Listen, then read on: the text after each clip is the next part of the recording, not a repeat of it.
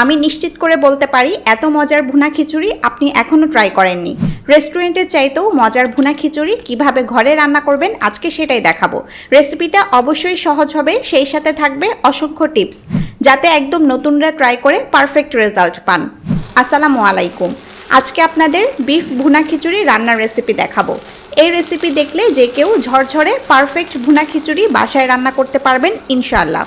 আপনারা জানেন আমি সব রেসিপি একদম সহজভাবে দেখানোর চেষ্টা করি, এটাও সহজ লাগবে আপনাদের কাছে।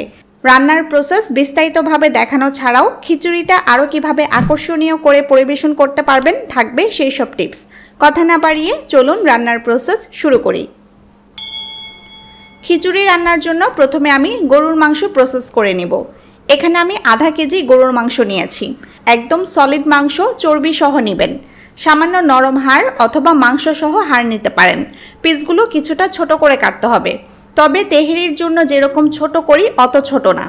আর আপনারা চাইলে গরুর মাংসের পরিবর্তে এখানে খাসির মাংস নিতে পারেন। তেল, মশলা ও রান্নার সব প্রসেস একদম সেম থাকবে। মাংস ভালোভাবে পরিষ্কার করে ধুয়ে পানি ঝরিয়ে নিয়েছি।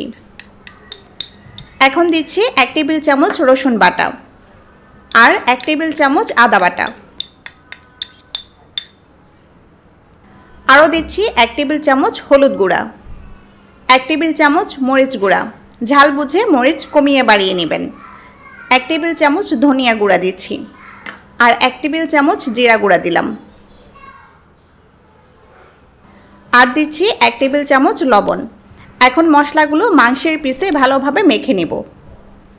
সময় নিয়ে ভালোভাবে মশলা মেখে মাংস রেখে দিব 15 মিনিট। অবশ্যই পাত্রটা কিছু দিয়ে ঢেকে রাখবেন। এরপর দেখুন আমি একটা বাটিতে চাল নিয়ে নিচ্ছি। চিনি গুঁড়া চাল দিয়ে খিচুড়িটা রান্না করব। 2 কাপ চাল অর্থাৎ আধা কেজি চাল নিয়ে নিচ্ছি।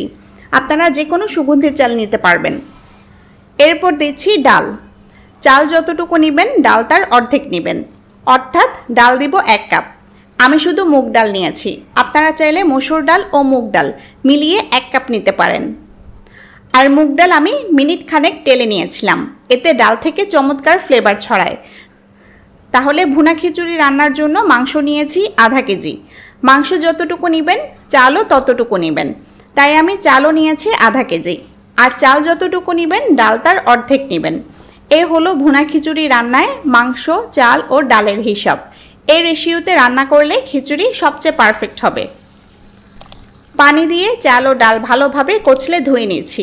কয়েকবার পানি পাল্টে পাল্টে চাল ও ডাল ধুয়ে নেব। এরপর পানিতে 20 থেকে 30 মিনিট চাল ডাল ভিজিয়ে রাখব। আপনি কি আমার কাছে cake, pizza, chocolate, ice cream, brownie সহ আরও বিভিন্ন আইটেম শিখতে চান? একদম কম ফিতে ঘরে বসে অনলাইনে কোর্স করতে চাইলে এখনই হোয়াটসঅ্যাপ নাম্বারে মেসেজ করুন। এবার রান্নার প্রসেস শুরু করছি।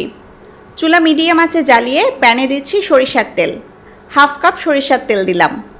সরিষার তেল দিয়ে রান্না করলে সবচেয়ে মজা হবে ভুনা খিচুড়িটা, তবে সরিষার তেল না থাকলে সয়াবিন তেল দিয়ে করবেন। তেল গরম হয়ে এলে দিচ্ছি 2 টুকরা দারচিনি, 10টার মতো লং বা লবঙ্গ, 7টা এলাচ, একটা বড় এলাচ বা কালো এলাচ, আর অর্ধেকটা স্টার অ্যানিংস। স্টার অ্যানিংস বা বড় এলাচ বাসায় না থাকলে না দিলেও চলবে, তবে দিলে স্বাদ বাড়বে। এই মশলাগুলো যে কোনো মুদি দোকানে পাওয়া যায়। 2টা তেজপাতা ছোট ছোট করে কেটে দিয়ে দিচ্ছি। কয়েক সেকেন্ড মশলাগুলো নেড়ে ভেজে নিয়ে এরপর পেঁয়াজ কুচি দিচ্ছি। 1/2 কাপ পেঁয়াজ কুচি দিয়ে নেড়ে নেড়ে বাদামি করে ভেজে নিব। 2-3 মিনিট পেঁয়াজ ভাজলেই বাদামি হতে শুরু করবে। সরিষার তেল হওয়ার কারণে ফেনা উঠেছে। আপনারা চামচ দিয়ে উঠিয়ে দেখবেন পেঁয়াজ কতটা ভাজা হলো। এখন 15 মিনিট মশলা মেখে ম্যারিনেট করে রাখা মাংস দিয়ে দিচ্ছি। মাংস দিয়ে ভালোভাবে তেল মশলায় মিশিয়ে দিচ্ছি। চুলা মিডিয়াম আঁচে আছে। ভালোভাবে নেড়ে দিয়ে এখন ঢেকে মাংস কষাবো। কিছুক্ষণ পরপর নেড়ে দিয়ে প্রায় 8 থেকে 10 মিনিট মাংস কষিয়ে নিয়েছি। মাংস থেকে যে পানি বের হবে তা দিয়েই কষানো গেছে। এখন গরম পানি দিয়ে মাংস পুরোপুরি সেদ্ধ করে নেব। আমি প্রায় আধা লিটার গরম পানি দিচ্ছি। কোনোভাবেই ঠান্ডা পানি দেওয়া যাবে না। আশা করছি এই পানিতেই মাংস পুরোপুরি সেদ্ধ হয়ে যাবে। পানি দিয়ে চুলা মিডিয়াম থেকে হাই করে দিচ্ছি। হালকা নেড়ে দিয়ে ঢেকে দিয়ে মাংস পুরোপুরি সেদ্ধ করে নিব। পানি দিয়ে প্রায় 30-35 মিনিট রান্না করলাম। মাঝে মাঝে ঢাকনা তুলে কয়েকবার নেড়ে দিয়েছিলাম। মাংস সেদ্ধ হয়ে গেছে। মাংস অবশ্যই ভালোভাবে সেদ্ধ করে নিতে হবে। দেখুন পানিও একদম টেনে গেছে। এখন শুধু তেল মশলা আছে। এই পর্যায়ে চুলা হাই থেকে কমিয়ে মিডিয়াম করে দিয়েছি। এবার চাল দিয়ে দিচ্ছি। চাল 30 মিনিট পানিতে ভিজিয়ে রেখে এরপর চাল থেকে বাড়তি পানি ঝরিয়ে নিয়েছি। চাল ডালে কোনো পানি থাকা যাবে না। চালের সাথে 1 টেবিল চামচ লবণ দিয়ে দিলাম। এখন তেল মশলার সাথে চাল ডাল ভালোভাবে মিশিয়ে দিচ্ছি। আমার প্রসেস ফলো করে রান্না করলে সবচেয়ে মজার হবে ভুনা খিচুড়ি। যেই খাবে সেই আপনার প্রশংসা করবে, কথা দিচ্ছি। নাড়তে নাড়তে চাল তেল মশলা সব শুষে নেবে। সব কিছু শুকিয়ে আসবে, তখন পানি দিব। চাল ডাল দুইটা মিলে যেহেতু 3 কাপ দিয়েছি, এগুলো সেদ্ধ করতে পানি দিতে হবে তার ডাবল, অর্থাৎ 6 কাপ। অবশ্যই গরম পানি দিতে হবে, কোনোভাবেই ঠান্ডা পানি দেওয়া যাবে না।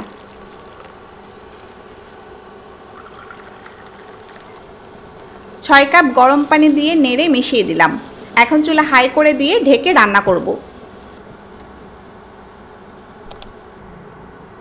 যখন পানি প্রায় টেনে আসবে তখন ঢাকনা তুলে কয়েকটা আস্ত কাঁচামরিচ দিয়ে দিচ্ছি। মরিচ ঝালের জন্য না, মরিচ রান্নায় চমৎকার ফ্লেভার যোগ করবে। এরপর দিচ্ছি আচার। যে কোনো আচার দিতে পারেন, আমি রসুনের আচার দিচ্ছি।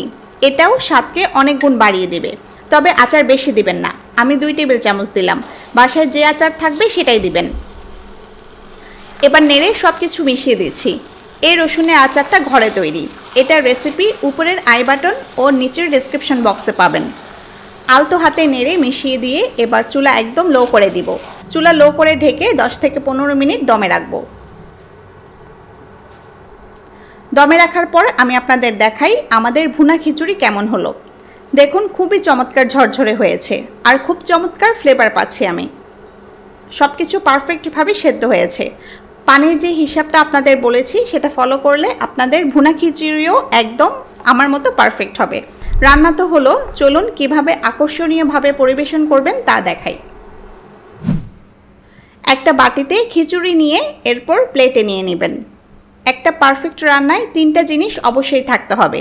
সেগুলো হলো 1, দেখতে চমৎকার হতে হবে। 2, রান্নার ফ্লেভার আকর্ষণীয় হতে হবে। আর 3 নাম্বার হলো খেতে মজা হতে হবে। 3টা গুণের সবগুলোই আছে এই ভুনা খিচুড়িতে। সাথে আপনারা বেগুন ভাজা দিতে পারেন। শুকনা মরিচ ভেজে দিলে দেখতে আরও লোভনীয় লাগবে। সবশেষে সাথে কিছু পেঁয়াজ বেরেস্তা দিয়ে ভুনা খিচুড়িটাকে একদম অন্য লেভেলে নিয়ে যেতে পারেন। দেখতে যেমন পাগল করা, খেতেও অসম্ভব মজা লাগবে এভাবে পরিবেশন করলে। এটা খেতে কতটা মজার হবে আপনি নিশ্চয়ই অনুভব করতে পারছেন। কমেন্টে অবশ্যই জানাবেন আমার পরিবেশন কেমন লাগলো। আপনারা এভাবে বাসায় ট্রাই করলে অবশ্যই জানাবেন কেমন হলো। আরও কি রেসিপি চান তাও জানাতে পারেন। সবাই ভালো থাকুন, সুস্থ থাকুন। আল্লাহ হাফেজ।